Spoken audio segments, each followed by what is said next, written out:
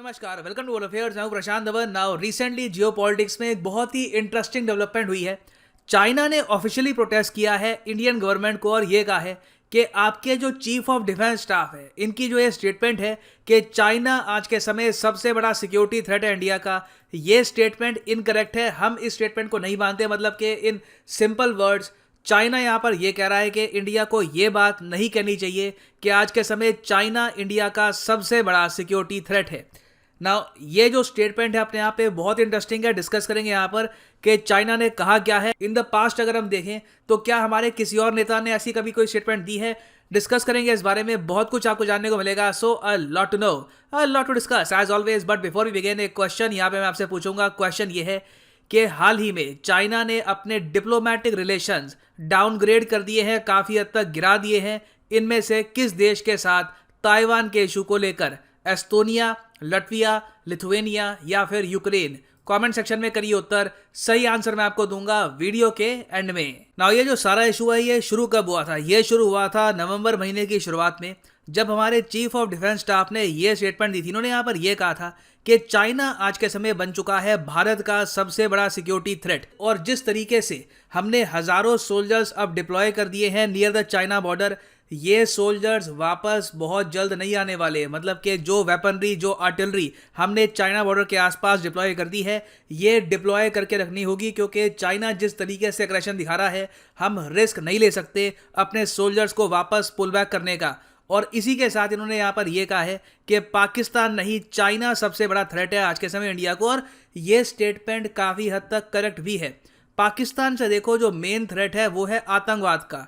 आतंकवाद के अलावा पाकिस्तान की आर्मी, इनकी गवर्नमेंट, इनकी आप कह लीजिए इवन इंडस्ट्रीज, ये कोई ज़्यादा थ्रेट पोज करती नहीं है भारत को। और उसके अलावा भी आप अगर देखो, पाकिस्तान के बहुत से और इश्यूज हैं, IMF के लोन को लेकर, FATF की ग्रिलिस को लेकर। तो ये लोग in genuine sense as a country कोई ज्यादा बड़ा थ्रेट पोज करते नहीं है इंडिया को। चाइना ऑल टुगेदर एक डिफरेंट केस है। चाइना एक जेन्युइन चैलेंज है इन फ्रंट ऑफ इंडिया। एक ऐसा देश है चाइना जिसकी इकोनॉमी जरा बड़ी है, मिलिट्री पर ये लोग जरा पैसा खर्चते हैं। और इवन दो आज के समय जो इनकी मिलिट्री है काफी हद तक स्ट्रेच्ड है, बहुत सी मिलिट्री लगा रखी है जापान के साथ, यहाँ पर साउथ चाइना सी के आसपास, फिर इंडिया के अगेंस्ट भी डिप्लॉय कर रहे हैं अपनी आर्मी को। तो बिल्कुल इनकी आर्मी काफी हद तक फैली है, मगर तब भी चाइना एक बहुत ही बड़ी चुनौती है इन फ्रंट ऑफ इंडिया। और फिर हमने रिसेंटली ये भी देखा है कि चाइना ने ऐसे स्टेप्स उठाए हैं जिससे एक आप कह लीजिए कई सालों का जो बॉर्डर पर ट्रस्ट था बिटवीन इंडिया एंड चाइना, ये काफी हद तक टूटा है। अब फॉर एग्जांपल, बार बार चाइना के soldiers line of actual control cross करने की कोशिश करते हैं।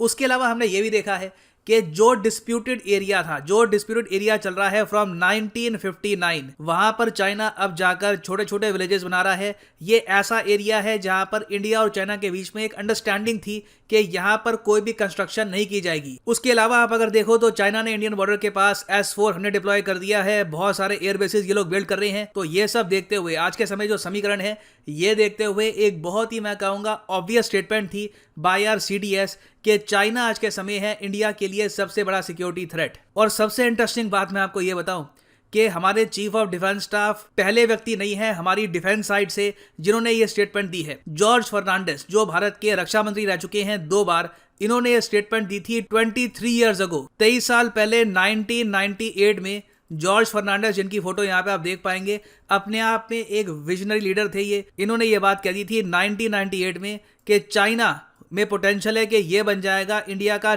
थ्रेट नंबर 1 और पाकिस्तान पर इतना फोकस हमको नहीं करना चाहिए।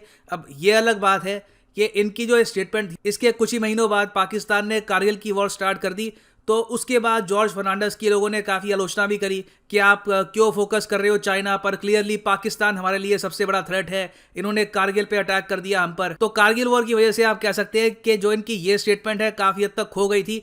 नहीं तो उस टाइम आप अगर देखो 1998 में जब जॉर्ज फर्नांडिस की स्टेटमेंट इनिशियली आई, तो वेस्टर्न मीडिया ने भी बहुत ही क्यूरियोसिटी के साथ इस स्टेटमेंट को कवर किया था कि इंडिया के नए रक्षा मंत्री कह रहे हैं कि चाइना की मिलिट्री है भारत के लिए नंबर 1 थ्रेट। मगर आज 23 साल बाद हम लोग जॉर्ज फर्नांडिस की जो ये स्टेटमेंट है इसको समझ सकते हैं, जो इसकी ग्रेविटी है। अब हम समझ पाएंगे कि इतना ज़्यादा एक सीजन्ड वाइज आदमी इतने साल पहले ये बात क्यों कह रहा था कि चाइना पे फोकस करना होगा, चाइना इंडिया का नंबर 1 थ्रेट है? क्योंकि एशिया की जियोपॉलिटिक्स आप अगर देखोगे तो चाइना एक्चुअली एशिया में डोमिनेंट फोर्स तब तक नहीं बन सकता जब तक इंडिया को बिल्कुल ये सबड्यू ना कर ले। क्योंकि आसपास का जो भी रीजन आप अगर देखो वहां पे चाइना की कंप्लीट डोमिनेंस है। नॉर्थ में कोई भी देश नहीं है सिवाय रशिया के साथ इनके फ्रेंडली रिलेशंस हैं जो चाइना को यहां पर टक्कर दे सके।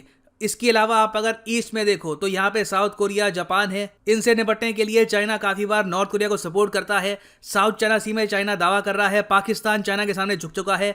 इंडिया लिटरली अकेला देश है जो चाइना के ऑब्जेक्टिव के सामने खड़ा है, जो चाइना की एशियन डोमिनेंस को रोकता है। तो ऑब्वियसली चाइना थ्रेट नंबर 1 रहेगा इंडिया के लिए। और मैं ये भी कहूंगा, देखो, बड़ा आदमी सिर्फ वही नहीं होता जो भविष्यवाणी करता है और उसकी भविष्यवाणी सही निकलती है। वो तो एक बार को बहुत लोग कर देंगे, मगर बड़ा आदमी वो होता है जो अपनी गलती भी मानता है। जॉर्ज फर्नांडिस ने बाद में ये बात भी एडमिट करी कई साल बाद कि एनडीए गवर्नमेंट की एक बहुत बड़ी गलती ये हो गई थी अंडर अटल बिहारी वाजपेयी कि एनडीए गवर्नमेंट ने तिब्बत को रिकॉग्नाइज कर दिया as a part of China. Jawaharlal Nehru ने भी आप कह सकते हैं इनफॉर्मली एक्सेप्ट कर लिया था कि तिब्बत चाइना का पार्ट है, मगर 2001-2 के आसपास इंडिया ने रिटर्न ऑफिशियली ये यहाँ पर कह दिया कि तिब्बत को इंडिया मानता है कि चाइना का पार्ट है। और ये एक गलती थी, एक एरर थी। ये बात कही है जॉर्ज फर्नांडिस ने, इवन दो उस टाइम ये डिफेंस मिनिस्टर थे इंडिया के। तो ये होता है एक विजनरी आदमी जो अपनी गलती भी माने। और देखिए, आज के समय हम जॉर्ज फर्नांडिस की जो विजडम है, जो इनकी नॉलेज है,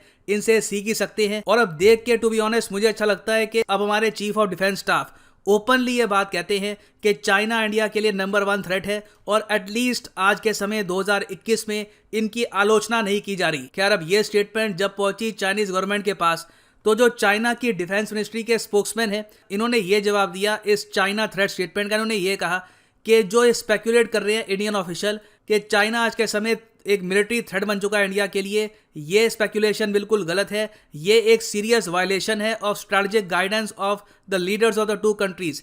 ये प्राइमरली बात कर रहे हैं मोदी जी और शी जिनपिंग की जो समिट्स हुई हैं वुहान और चेन्नई में, उसकी कि उन समिट्स में तो हमने ये माना था कि ट्रस्ट बिल्ड करेंगे और एक दूसरे को एक थ्रेट की तरह नहीं देखेंगे। और वैसे चाइना की तरफ से आप अगर देखो तो इनका आंसर सही है। चाइना जो भी है जवाब अपना नाप तोल के देता है, पीछे की सारी बातें गिनवा के जवाब देता है। हमारे पीएम बिल्कुल वुहान में गए थे। वुहान में उस वक्त कोई ये कोविड-19 का इशू हुआ नहीं था। वुहान में एक समिट हुआ था पीएम मोदी और शी जिनपिंग का, और वुहान से फिर निकल के आया द वुहान स्पिरिट। उसके बाद चेन्नई में भी एक समिट हुआ। दोनों समिट से कुछ ऑल टुगेदर फायदा हुआ नहीं, क्योंकि इन दी एंड आप अगर देखो रिलेशंस दोनों कंट्री के काफी खराब हो चुके हैं। और चाइना आज भी उन दोनों समिट्स को गिनवा रहा है कि आप कैसे कह सकते हैं कि हम आपके लिए एक मिलिट्री थ्रेट है, जबकि कुछ ही समय पहले तो आपने ये समिट्स किए हमारे साथ और ये कहा था कि एक दूसरे को एक थ्रेट की तरह नहीं देखेंगे। उसके अलावा इन्होंने यहाँ पर यह भी ऐड किया है कि ये अपोज करते हैं ऐसी किसी भी स्टेटमेंट को, और जो भी बॉर्डर को लेकर इशू है between India and China, China अपनी तरफ से कोशिश करेगा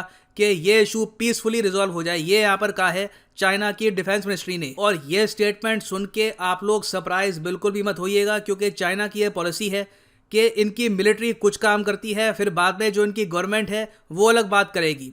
अब साउथ चाइना सी में चाइना क्या कर रहा है सबको पता है आज के समय। रिसेंटली फिलीपींस ने ऑफिशियली ये कह दिया कि चाइना हरासमेंट कर रहा है इनके फिशरमैन की, इनकी नेवी की साउथ चाइना सी में।